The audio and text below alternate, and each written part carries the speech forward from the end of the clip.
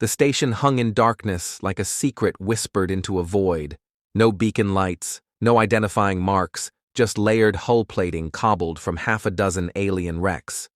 Its name, Horizon's Boneyard, was known only to a few. Even fewer knew it was the unofficial capital of the human empire that wasn't supposed to exist.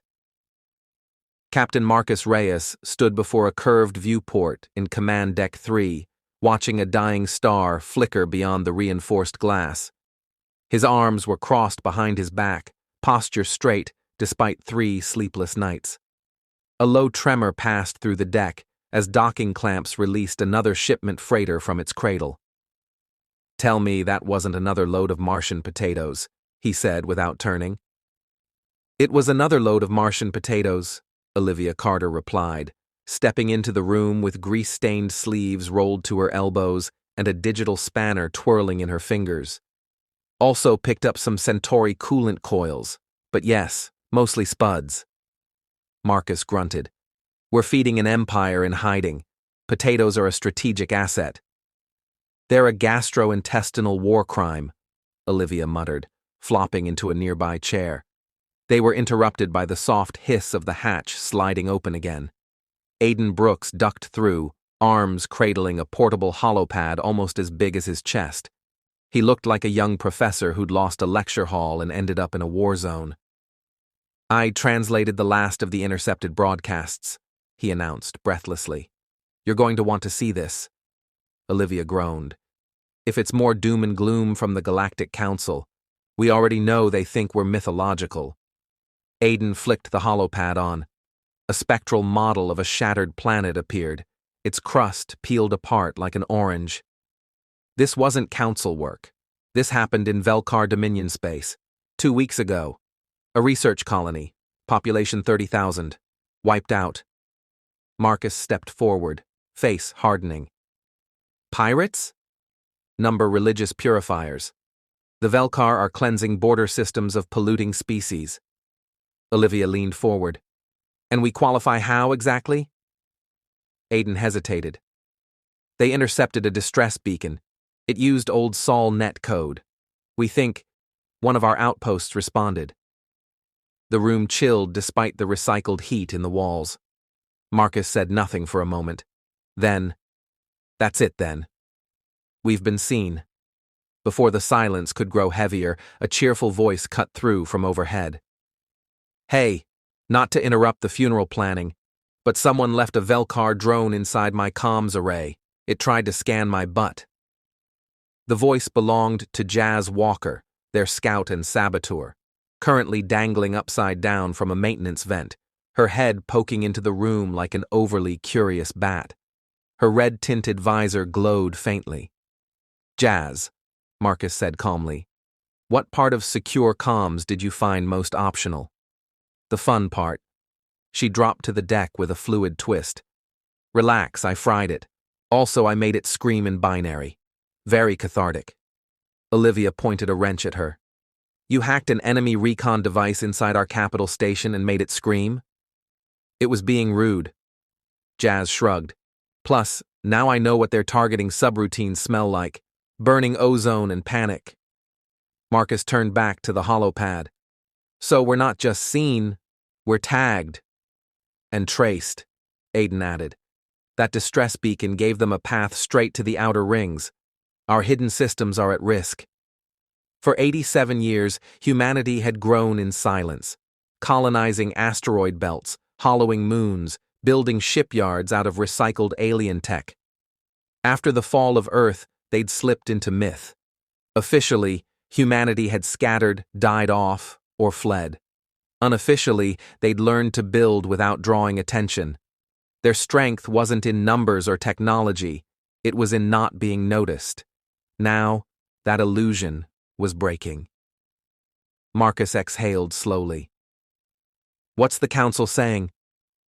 "They haven't said a word," Aiden replied, "but their trade algorithms just shifted. Energy reserves are being stockpiled, patrols reassigned to interior sectors. They know something's coming, and they're hoping it hits the fringes first." "They're leaving us to burn," Olivia said flatly. Jazz was already pacing. We've got 74 confirmed colonies, each hidden under ice, rock, or orbiting junk. We don't have battle cruisers. We've got freighters with plasma welders and one warship with a personality problem. I heard that, said the station AI over the comms, and I'm filing a complaint. Filed and deleted, Jazz shot back. Marcus let the team's banter run for a moment. It was how they worked, tension broken by absurdity, fear disguised as humor.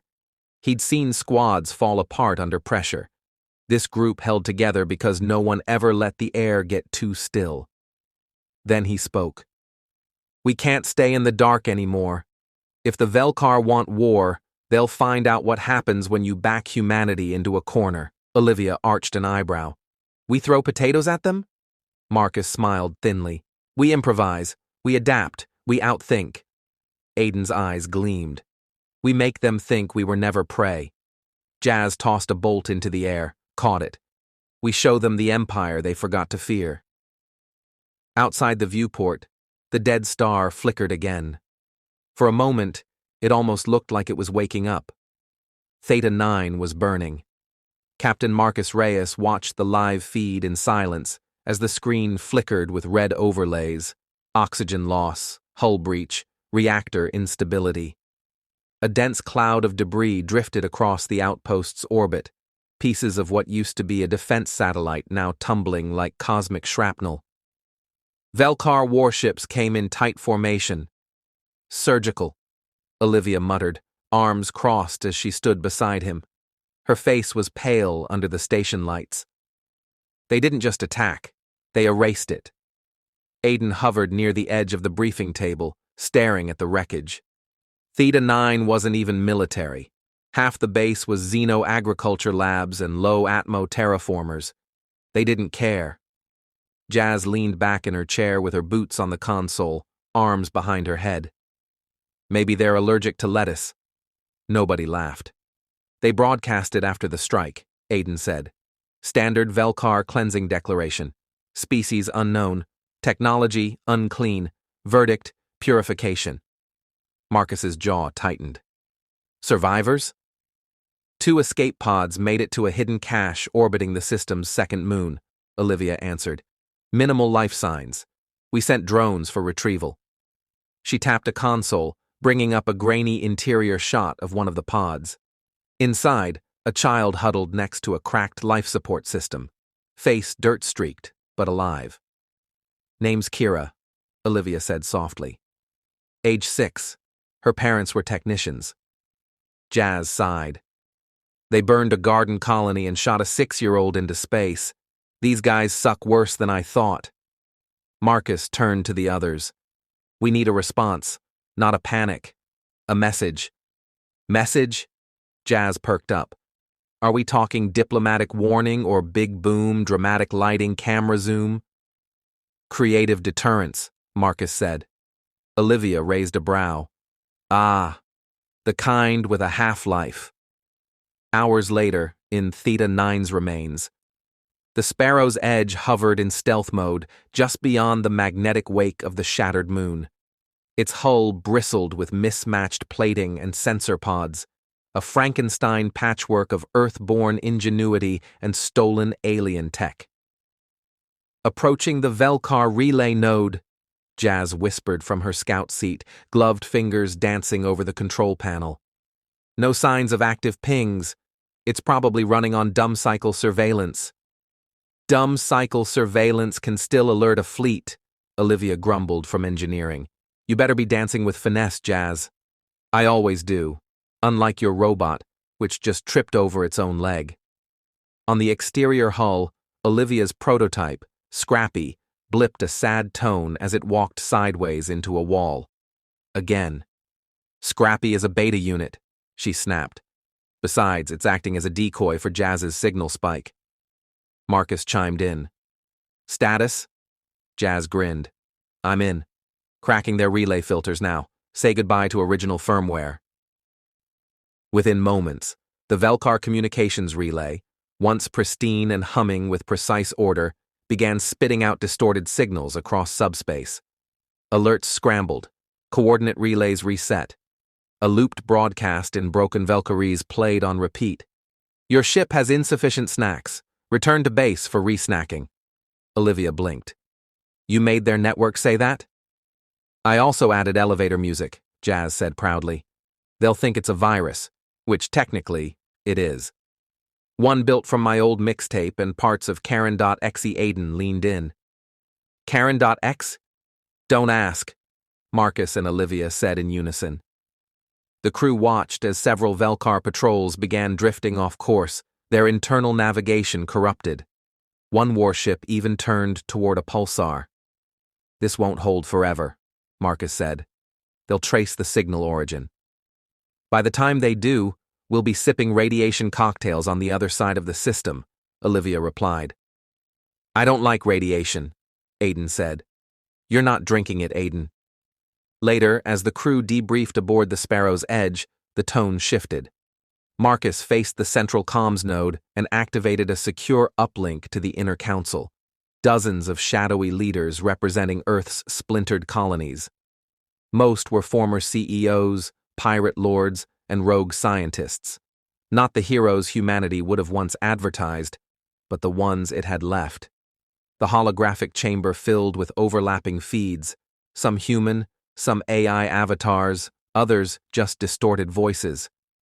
Council, Marcus began. The Velkar have declared war. Not formally, just through flame and destruction.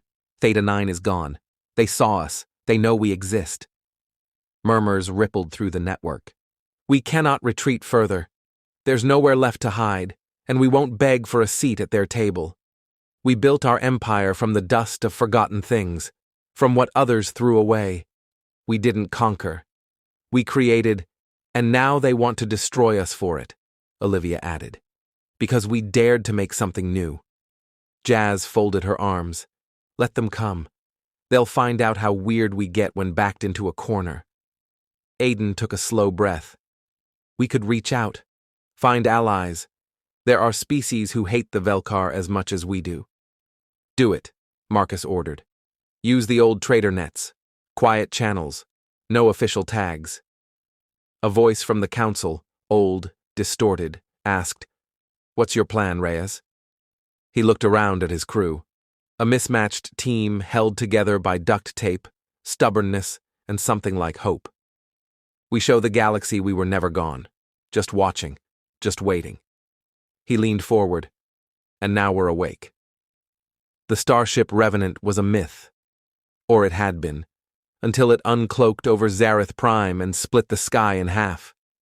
Built from the husk of a shattered asteroid and the core of a stolen Velkar dreadnought, the Revenant was part vengeance weapon, part miracle. It had been a whisper on the trade routes, a rumor among mercenaries, a shadow blamed when pirate kings vanished mid-transmission. Now it was real. Now it burned. Captain Marcus Reyes stood at the forward observation deck, the battle unfolding before him in streaks of blue ion fire and red plasma arcs. The Velkar fleet had responded fast, too fast. They'd underestimated human resolve, but not their desperation. Behind Marcus, Olivia's voice came crisp through the comms. Railgun battery charging. 20 seconds. Target Velkar flagship's spine. Focus fire. Copy that. Firing solution locked. By the way, their flagship name roughly translates to Sanctity of Bone. Kinda poetic, really. Going to make powder out of it. Marcus turned to the tactical table where Aiden and Jazz coordinated with the auxiliary fleet. Aiden, status on civilian evac? Zareth pods are clear. We got out 47,000 souls before the grid collapsed. No losses so far. Jazz? I've hacked 4 Velkar cruisers' command trees. Their captains are very confused. One of them is trying to communicate with a trash can. Let him work through it. Outside, the Revenant's spinal railgun came to life. Electricity danced along its core like lightning eager to be born. Then, boom! A glowing spear of condensed metal sliced space itself, slammed through the Velkar flagship's dorsal shield, and ripped its command decks in half. The ship didn't explode. It folded inward, crumpled like foil, then died in a slow, belching collapse. Cheers echoed through the bridge. Even the AI Medea joined in. "I rate that shot a 9 out of 10, she purred. "Loses points for lack of dramatic tilt." "Add fireworks next time," Jazz grinned. But the moment of triumph was brief. "Multiple FTL signatures incoming," Aiden warned. 30 ships, heavy destroyer class. They're Velkar reinforcements. From the central arm, Marcus cursed under his breath. They moved faster than expected. "We've got 20 minutes until they're in firing range," Olivia said. "We're outgunned." "We're always outgunned," Jazz said cheerfully. He turned to Aiden. "What about your outreach? Anyone respond?" Aiden hesitated. "One. An old contact on Graxis. Species unknown. Calls herself the Curator. Said she's sending help." "What kind of help?" She didn't say. Marcus stared at the growing dot field of enemy ships. Help or not, they were about to be surrounded. It was then, staring into the impossible, that humanity's gift revealed itself once again. Not brute strength, not superior tech, but something subtler, stranger, creative chaos. 10 minutes later, the battlefield changed. Space shimmered near the flanks of the Velkar formation, and from the rippling dark emerged ships no one had seen in centuries. Massive insectile cruisers, living vessels, half-organic, trailing motes of bioluminescent gas. Aiden's mouth fell open. That's the Traloon. They went extinct during the fourth collapse." "Apparently not," Marcus said. "They hate the Velkar," Aiden whispered. "They once poisoned an entire star to spite them." "New best friends," Jazz declared. A voice crackled through open comms, high-pitched, layered in chords and vowels that barely translated. "We accept the human invitation. We will sing death with you." Olivia raised a brow. "That's pretty metal." With the Traloon entering the fray, chaos blossomed. Velkar ships, now caught between a half-mythical human dreadnought and a swarm of ancient bioships, began to break formation.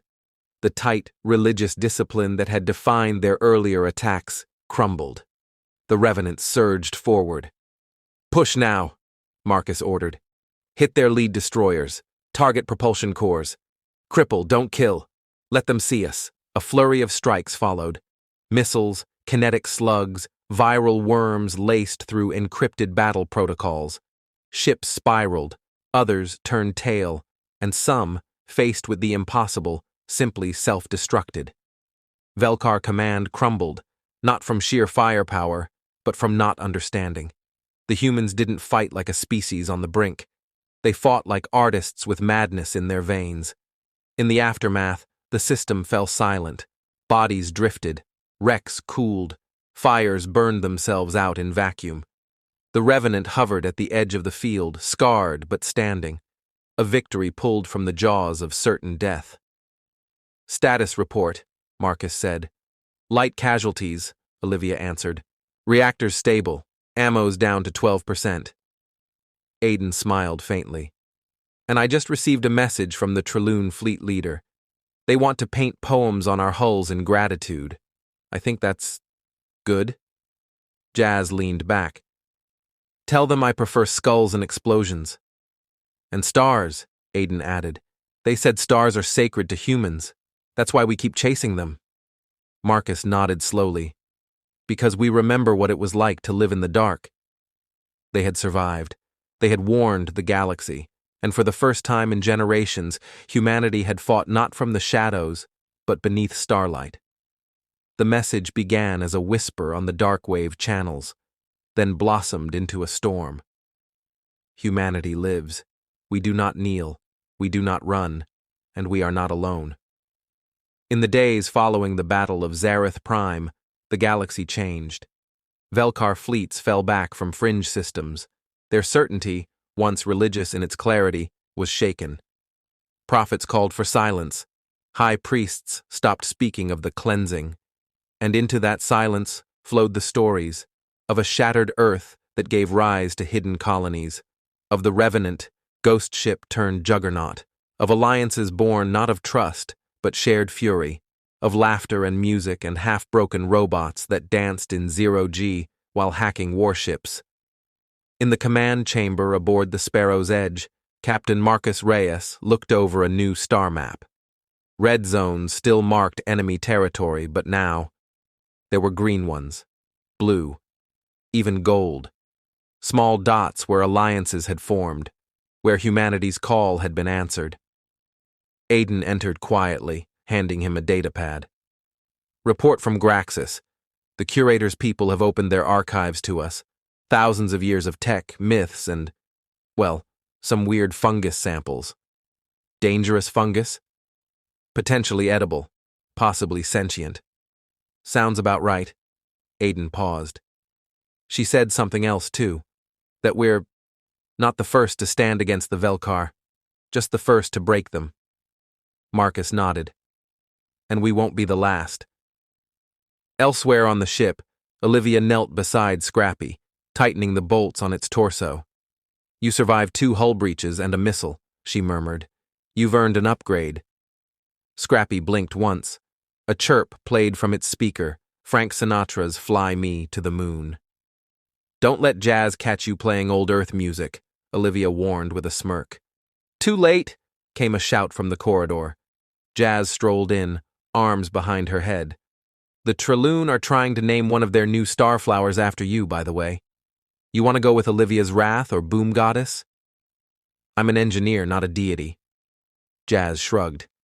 Split the difference. Deity of duct tape. Olivia rolled her eyes. Where's Marcus? War room. Probably brooding. Marcus stood alone, watching a new fleet assemble in orbit above the reclaimed colony of Lys. It wasn't much to look at. Ships cobbled from freighters, asteroid miners, even an old pleasure yacht turned gunboat. But each one flew a new flag, the sigil of the Silent Star, a single black star encircled by broken chains. Jazz arrived beside him, silent for once. You thinking about what we've started? She asked. Marcus nodded. We were never meant to build an empire. No one ever is. They just survive long enough that it happens anyway. He turned to her. And you? Thought you were the wild card. I still am, she said with a grin. I just picked a side. Aiden and Olivia joined them a moment later. Together, the 4 stood under the viewport's glow, watching dozens of ships begin their formation jumps. Not to war, but to new systems, new allies, to rebuild what the Velkar had destroyed, to shine light into places long thought dark. Later, Marcus recorded a message, this time not for the shadows, but for every corner of the galaxy. To all who hear this, we are humanity, survivors of a broken world, children of dust and flame. We did not rise by crushing others. We rose by refusing to be crushed. If you seek peace, we offer our hand. If you seek war, we offer a lesson. Because we built an empire in silence, and now we speak.